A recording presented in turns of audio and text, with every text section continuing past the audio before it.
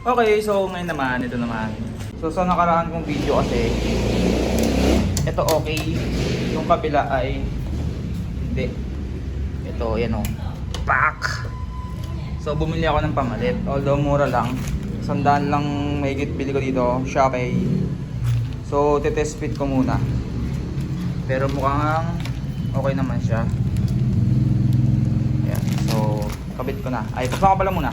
So ito siya.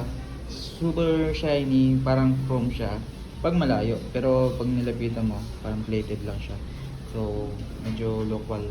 So yun, unang aberya bitin to. So okay naman siya, yan, pasok, pero bitin to.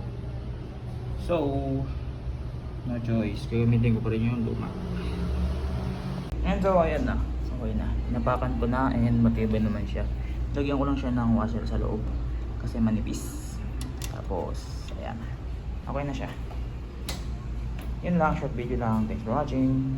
So, kapag meron kayong fairings na may crack ganyan, basot, may isang step or ako, basta madalas ginagawa para masara yan. So, ito. Bala ng stapler. Iinitin mo. Tapos, gagawin mong kumbaga parang pang stapler sa kanya, itong side na to. So ganito papakita ko. So bali ganito lang siya, iinitin nyo siya hanggang sa magbaga. So didikit nyo siyang parang ganyan. So ayan na, nalagay ko na siya ng lahat at matibay na siya. Yun lang, short video lang.